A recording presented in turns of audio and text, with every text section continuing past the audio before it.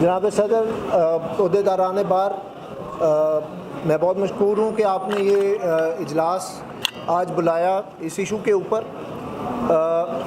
جو واقعہ میرے ساتھ پیش آیا اس کی چیدہ تفصیل تو اب سب کو معلوم ہے، میں مختصراً پھر سے بیان کر دیتا ہوں کہ میں ایک کیس کے سلسلے میں زمان پاک میں عمران خان صاحب سے مشاورت کر کے نکلا رات کے وقت، تو کینال روڈ پہ جہاں ٹریفک جیم تھا وہاں 20-25 پولیس والے آئے میری گاڑی کے پاس، اور مجھے انہوں نے اپنے ساتھ چلنے کے لیے کہا۔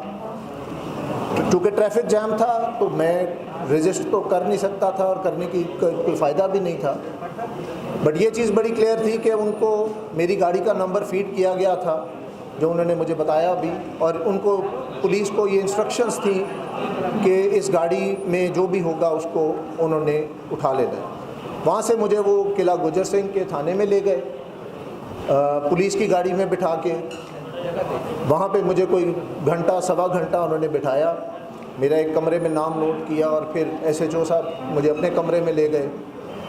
میرے ساتھ کسی قسم کی بدتمیزی یا کوئی اور ان پلیزنٹ حرکت نہیں کی گئی، کافی کرٹسی سے پیش آئے، بٹ مجھے کوئی سوا ایک گھنٹہ ادھر تھانے میں گزارنا پڑا۔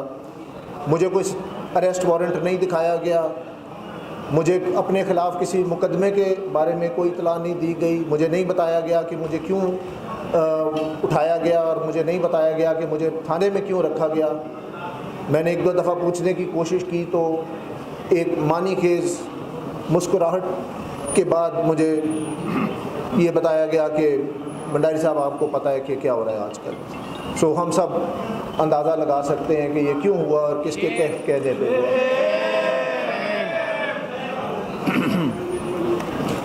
مختصراً حالات تو یہ ہیں، اب بات صرف میرے جو سینئر یہاں پہ ہیں وہ مزید اس پہ بات کریں گے۔ میں تو کوئی سیاسی آدمی نہیں ہوں، نہ میں وکیلوں کی سیاست میں کوئی خاص حصہ لیتا ہوں۔ میں پروفیشنل وکیل ہوں، اور میں سمجھتا ہوں کہ میرے جو پروفیشنل ایتھکس ہیں وہ مجھے پابند کرتے ہیں کہ میں اپنے کلائنٹ کو اگر ریپرزینٹ کر رہا ہوں تو میں ہر طریقے سے to the best of my ability میں اس کے لیے کام کروں اور ریپرزینٹ کروں۔ اور میں اس پرٹیکولر کلائنٹ سے ملنے کے لیے بھی اسی لیے گیا تھا کیونکہ مجھے خاص کیس کے بارے میں انسٹرکشنز چاہیے تھی۔ اب اگر حالات یہ پیدا کر دیے جائیں گے کہ ایک وکیل اپنے کلائنٹ سے مل کے انسٹرکشنز نہیں لے سکتا، یا ایک ایسے شخص کو عدالت میں ریپرزینٹ نہیں کر سکتا جو کچھ نادیدہ قوتوں کا ناپسندیدہ ہے، تو پھر تو اس ملک کے نظام میں جو رہی صحیح جان رہ گئی ہے وہ بھی ختم ہو جائے گی۔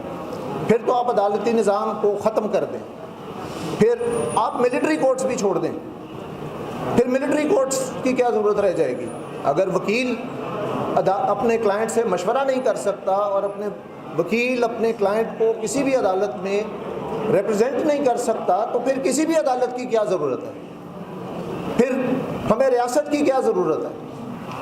ہمیں ضرورت ہی نہیں ہے۔ پھر جس کے ہاتھ میں بندوق ہے، جس کے ہاتھ میں طاقت ہے، اس کا جو دل کرے گا وہ کرتا رہے۔ تو میری تو صرف جو میری برادری ہے، وکلاء کی برادری، ان سے صرف ایک سوال ہے، میں اس کے بعد دوسروں کو موقع دوں گا، مجھے کوئی زیادہ تقریر کرنی آتی نہیں ہے۔ میرا بڑا مختصر سوال ہے کہ جو واقعہ ہوا وہ کیا صرف عزیر بھنڈاری کے ساتھ ہوا؟